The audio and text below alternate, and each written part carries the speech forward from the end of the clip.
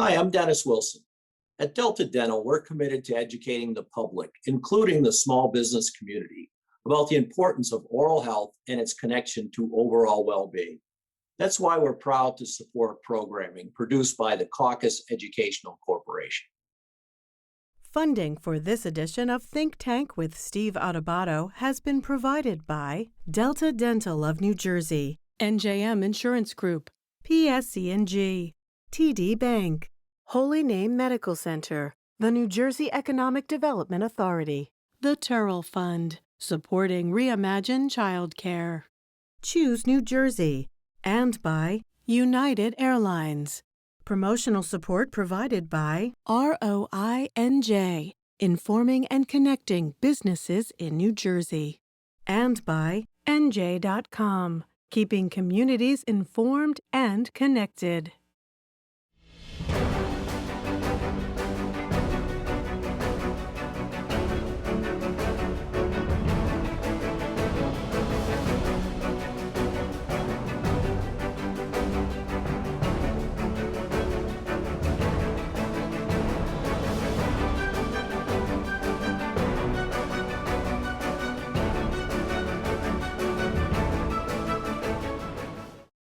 Folks, welcome to a compelling program all about small business. Catch this title, see if you like it. Small business makes a big difference. You don't need me to tell you that. You know that because we rely on small business all the time. And it's no secret that this COVID crisis, as we do this 14 months into the crisis, into this global pandemic, so many small businesses are suffering. Many of them have closed. And to have a meaningful discussion, we brought together the A-team.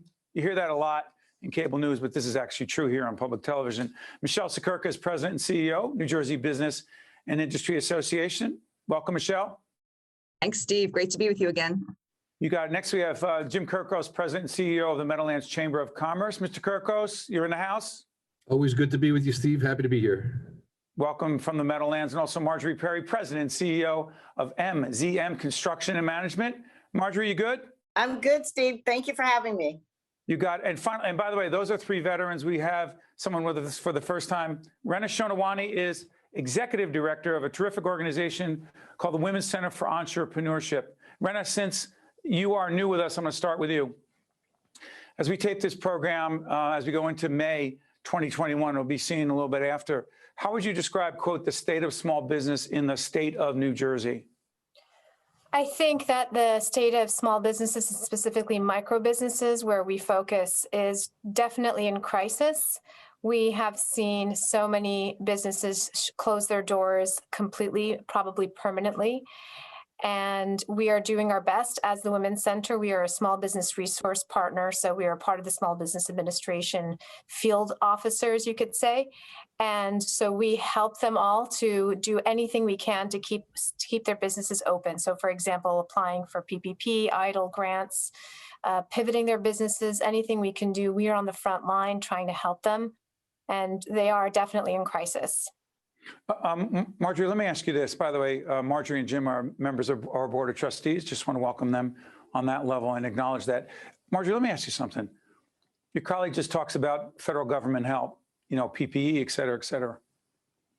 PPP, excuse me. How would you describe the level of support from the federal and then the state government to small businesses, Marjorie, and then I'll go all the way around.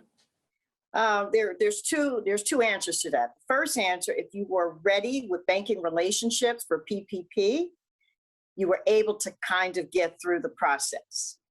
By the way, disclosure, we did our not-for-profit, not a small business, but we were part of that. I just wanted to right. So those banking relationships mattered when this pandemic hit. That's for sure, no matter what your size was. This part two is that a lot of your smaller businesses weren't ready for any type of downturn that severe. So at the end of the day, they were scrambling, and in order to pivot, you have to have cash flow coming in when they're saying your business right now is not essential. So that was the typitus of what happened. So now you have small businesses who are trying to backtrack and bring revenue on. Let's say they may have had 2 or 3 months of money to even operate before the pandemic. Now you're hit with, you don't even know when you can go back to work. So that's a two-part answer to that question. Comprehensive and meaningful as always. Michele, jump in. Let me just start by saying that as we sit here today, we are more than 1/3 less small business across the state of New Jersey than we were in January of 2020. Let me repeat that. We have 1/3 less small businesses here in the state of New Jersey than we did in January of 2020.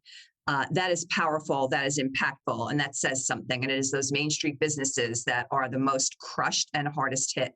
Steve, I like how you opened up. Let me just say, I say all the time, great businesses make great communities, and especially those Main Street businesses is what creates a community, how they give back, right? So it isn't just the business directly themselves that is impacted, which is devastating enough. It is the community that surrounds that business that is impacted as well. You know, Jim, in my hometown of Montclair, there's so many small businesses. There's a small delicatessen, and again, it's unfair to mention one, but there's in a little Watchung Plaza in town, there's a delicatessen that's been there forever.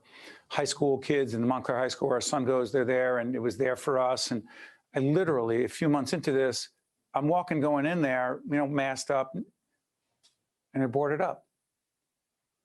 Over 50 years.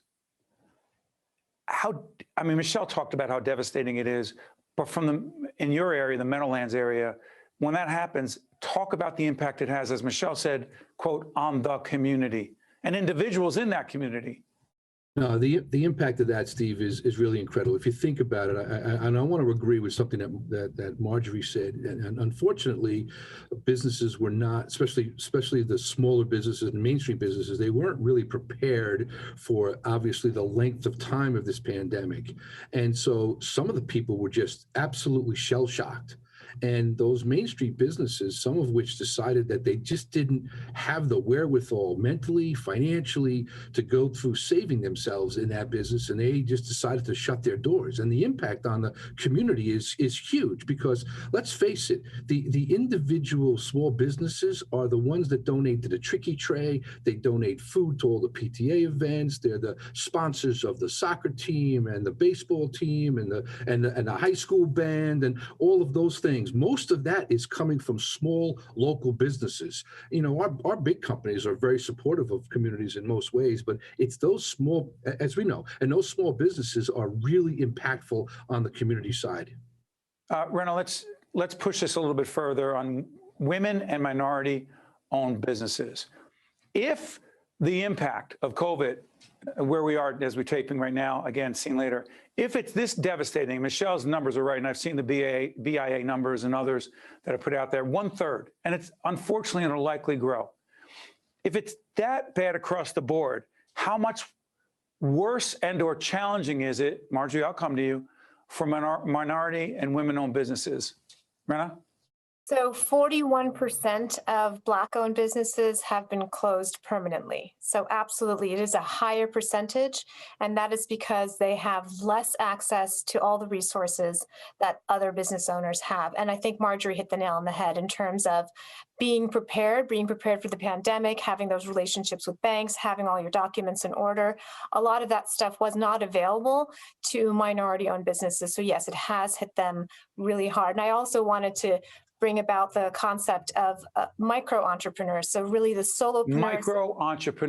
Micro entrepreneurs. So that is a term that is important to put a spotlight on, because when you say the word small, sometimes that means 50 employees and less, and 7-8 figures for that business. Micro entrepreneurs typically is 10 employees and less. And a lot of them are just solopreneurs. It's just that army of one. And so those people are supporting just themselves and their families, and that has had an enormous impact as well. And we try to focus on all of those, the micro entrepreneurs, the solopreneurs, women, and minority-owned businesses.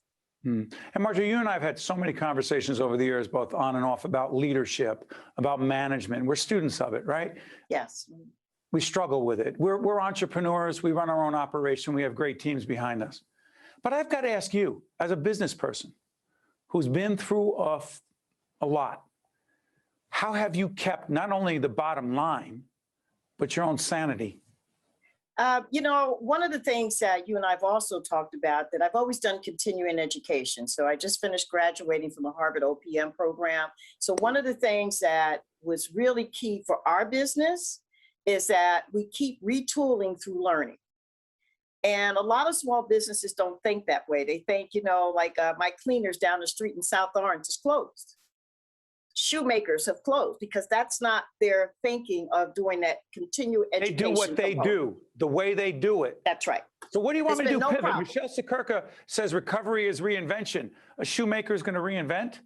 I mean, a delicatessen is going to reinvent? Maybe they could. I don't know. But okay, pick up your point, Marjorie. So, yeah, I've had 3 cleaners down the street close. Cleaners close, they're gone.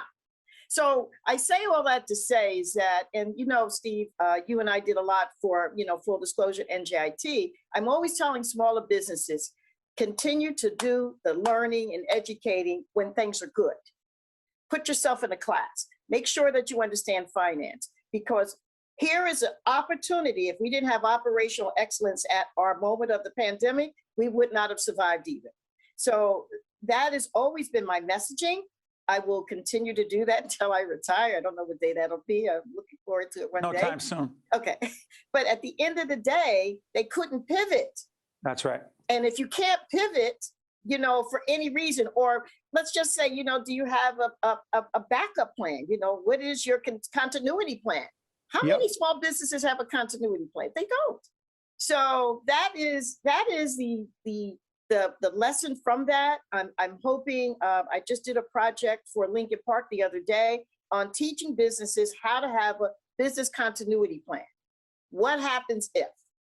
So even if they never use it, it's in the closet, you can pull it out and you can move forward. So that's how we kept going. Yeah, you are one of the things I say about leadership, and particularly on our Lessons in Leadership show I do with our colleague Mary Gamba, is that the greatest leaders are lifelong learners. And in that spirit, Michele Siekerka, you have said recovery is reinvention. The question is, what exactly does reinvention mean? Marjorie just laid it out as best she could, constant learning. But what does it mean for the average small business person who's like, you want me to go to Harvard? You want me to go to, you want me to, I can't afford it. I can't do it. I don't have the grants. I don't have the, just let me do what I do. Well, that's not, I hate to say this, but it may not be good enough, Michele. Yeah. So look, this isn't a one size fits all, right? That's right. When we say recovery is reinvention, it means you really have to look at your products and services and how you deliver. Number one, are your products and services relevant anymore? Okay. First challenge. Might not be. And if that's the case, okay, pivot. Time to find a new product and service, tweak your manufacturing, if you will, at its core, okay? Because you need to create that new opportunity. And that might mean, which is the biggest challenge here, we need to upskill and reskill. That doesn't mean having necessarily to go to Harvard. DOL does have a lot of opportunities and programs, Department of Labor, yes.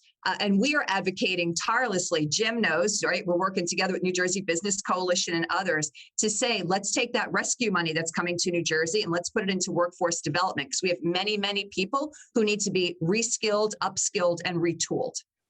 Well said. Rana, I'm going to come back to you. We're going to take a break, and Jim, I'm going to come back to you when we come back, and I'll tell you why. Let me just say this. This broadcast itself, and I've said this before, but it's really appropriate we say this now. Now, we're a nonprofit, but we're a very entrepreneurial nonprofit, as our trustees know. We would normally be at NJPBS in the studio. We would normally be at WNET in New York at Lincoln Center. That's what normal is. We are here because of a terrific team behind the scenes, trying to figure out how we get it right, the sound, the look, the this, the that. That's pivoting, that's reinventing, and none of it's easy. And there's a lot of heartache and mistakes that get made. But I don't, the other option is I'm tapping out. That's really not an option for most of us. So I'm sorry, I'm off my soapbox. We'll go to a break. I promise I'll come back to you. Steve Adubato, small business. Yeah, it does. Makes a big difference. We'll be right back.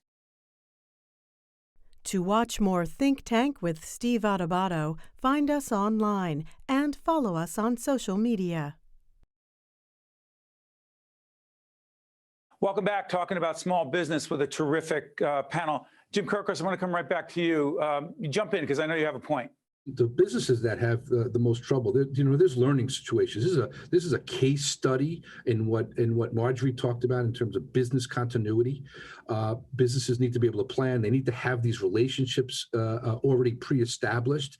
You know, much of the work that we did as an organization early on in the process was showing small businesses how they needed to apply for the, you know, for their PPP and walk them through the process. I'm blown away by how many businesses were so inadequately prepared. As successful as they were as business people, they were inadequately prepared for the disaster. They never thought about these types of situations. So therefore they weren't ready for this. But Jim, let me push back. Rana, let me ask you this. How does a business, I mean, look, we've been successful. We're struggling. We're trying to figure it out. We're in the game.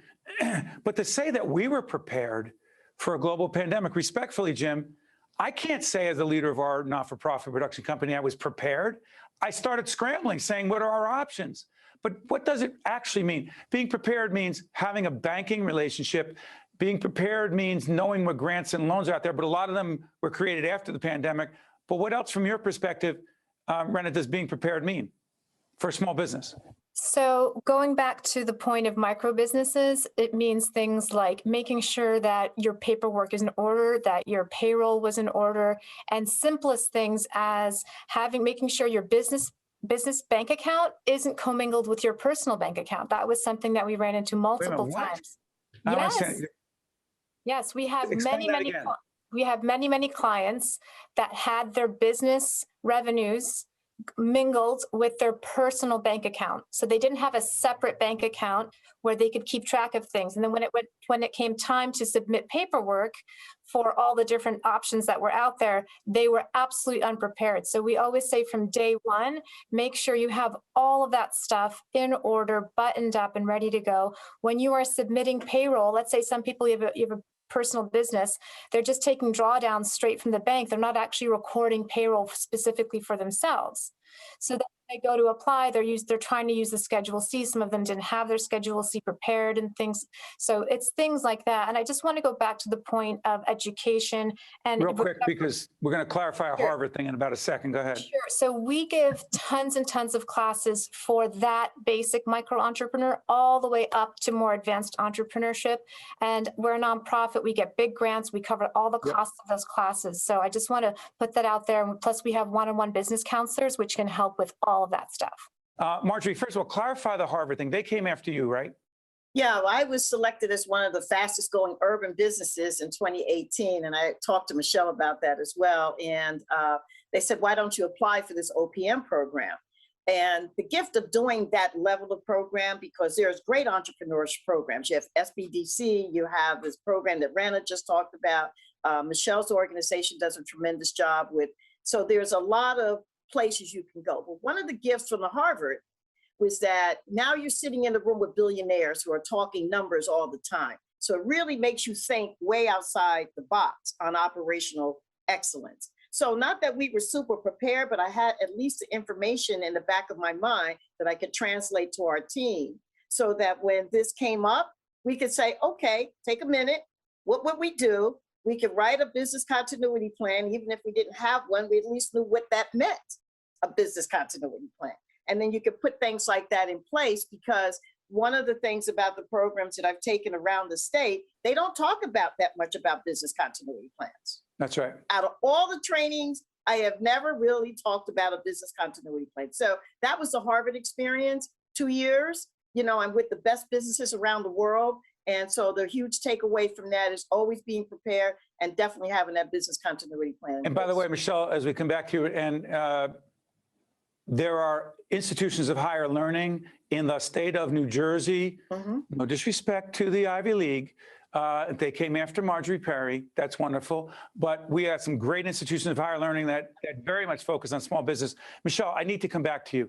Technology and small business. Talk about it. So two pieces, once again. First of all, again, we continue to advocate for resources in order for businesses to retool. This is that reinvention again, right? Many small businesses, you know, they're lucky that they know how to operate the technological register that they have now, which is probably some Apple product, right? Now, giving them those delivery mechanism systems that can help them in real time get more into the logistics and distribution right, is going to help them because not as many people are physically coming into their retail establishment. So we need to enable them with funds and capital to make those investments for the future. The other side, going back to training, is we need to train the workforce on higher level technology skills. Dr. Joel Bloom from NJIT would tell you right now that we thought that we were going to be in 2024 for the type of skills that we're having to train for in time today. We've run out of time. We need immediate certificate and certification credential programs to get this workforce ready to step into the next job. And that job is available right now. And well said. By the way, Dr. Bloom is also a trustee of ours, of our not-for-profit. You keep good company, Steve. We really do. And I need to do this. There are so many businesses, big, small, whatever, but I want to focus on small business right now. For a small business owner or someone thinking about going in and creating their own small business with an entrepreneurial spirit, who says something like this, Jim, I just want to wait for it to get back to normal. Well, there is no normal, so there's a new normal, and I just want to push back on or go back to one of the statements I made before, and what I was trying to tell you, it's a mindset. The people that failed to do some of the business planning and understanding were mostly, it was a mindset of people that were in business for a really long time that thought that their business just rolled and it was okay. Your new entrepreneurs, they have a new, they're innovative, they're disruptors, there's a new sense of how to go about being in business. But people that have been in business for 10, 15, 20 years in a bakery, in a hair salon, some of these Main Street businesses, they've been doing it so long, they've reached a certain level of success.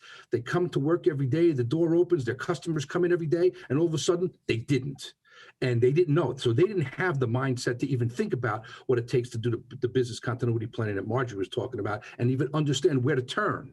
And so that's something that we really need to think back and address. It's definitely a case study for what not to happen again in the future. The newest of entrepreneurs, Steve, are keen, right? And they're sharp, and people like Marjorie and myself and Rana and Michele are helping members and businesses to be keenly aware of the things that are necessary as they prepare to go into business. And the time we have left, this is such an important point. In a lot of the leadership coaching that I do, and Marjorie knows it, and Michele and Jim, we've all worked together on those things. I have this expression, this mantra, and trust me, I won't get on a soapbox, but it's the status quo is absolutely never, ever an option. And a lot of people push back on that. And so what do you mean it's not an option? I'm really good at what I do. In fact, I'm the best in the marketplace at what I do. And that's what I want to do. I want to do it. I'm going to be the best this, the best that. And I respect and understand that. But the obvious problem, and COVID only bears it out, is what happens if you open up the door to the bakery or the shoemaker or the cleaner or the delicatessen and the world changes? But there's a point here. But you can't be running everything to everyone. So how the heck can you be really good at what you do, but accept that the status quo is never an option? You have to keep innovating. Rana, please. Very critical information, and to be able to continue to pivot and change, it's important to do thought partnering with other people. You can come to so many nonprofits all over the state that can help with that, including the Women's Center. And by the way, we help men as well. So we have groups where all we do is sit and brainstorm and then connect you with the resource that can help you to execute that change. So please reach out to all of us, to all of our nonprofits. All of us are here to help you and to help you thrive and survive during COVID. Marjorie, status quo, not an option. Go ahead. Not an option. And I always say that there is plenty of programs to get trained and retooled on. You've got Rutgers, you have NJIT, you have VentureLink. There's no reason when you start a business, you have SCORE with the SBA. There's no reason, because we tell people all the time, listen, take these classes, but you can't take them to the water and they don't drink it. So they have to understand that we're in a loop of constant change, and therefore you have to continue to update your mindset. Michele, change is not an option, it's a must. Go. Oh, absolutely. And great leaders and great organizations are always aspiring to be the next best iteration of themselves. It's a destination. It's a journey, not a destination, right? And so in this dynamic world that we live in, look, we are in the quote unquote new normal now. If you're not reinventing in this moment in time, no one's walking in 2 weeks from now and flipping a switch and saying, hey, world, guess what? It's post-COVID. There's no such thing. This is it, folks. This is it. Jim Kirkos, final word. I'm telling our business members, get comfortable being uncomfortable, because that's the new normal. That's my other one, Jim. You stole that. So when being I stole it from you, but uncomfortable, go ahead. being uncomfortable is going to get businesses to be sharp and to be thinking creative and be thinking about what this new normal is all about. Jim Kirkos said it so well. No one likes hearing get comfortable with being uncomfortable. No one likes hearing the status quo, you love what you're doing, is not an option. But I will tell you, the other one that I innovate or die. Sorry. I mean, I didn't make the rules. I just know what they are. And we struggle, by the way, finally on our end, we struggle all the time. And the only reason we get through it is because we have a great team pivoting and making mistakes and learning, and the same thing on my end. So to all of you, I want to thank you for adding so much to the conversation about small business that makes such a big difference. Thank you all. Thank you. Thank you, Bye. Steve. Take care Thanks now. for having Thanks, us. Steve. Thank Be you, well, Steve. everybody. Stay right there while I say goodbye. March, what do you have? Another deal to make? I'm Steve Adubato. We'll see you next time while we watch Marjorie make a deal. We'll see you next time. Think Tank with Steve Adubato has been a production of the Caucus Educational Corporation. Funding has been provided by Delta Dental of New Jersey, NJM Insurance Group, PSC&G, TD Bank, Holy Name Medical Center, the New Jersey Economic Development Authority, the Turrell Fund, supporting Reimagine Childcare, Choose New Jersey, and by United Airlines. Promotional support provided by ROINJ and by NJ.com.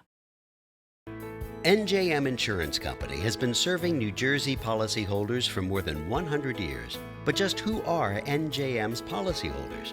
They're the men and women who teach our children, the public sector employees who maintain our infrastructure, the workers who craft our manufactured goods, and New Jersey's next generation of leaders, the people who make our state a great place to call home. NJM, we've got New Jersey covered.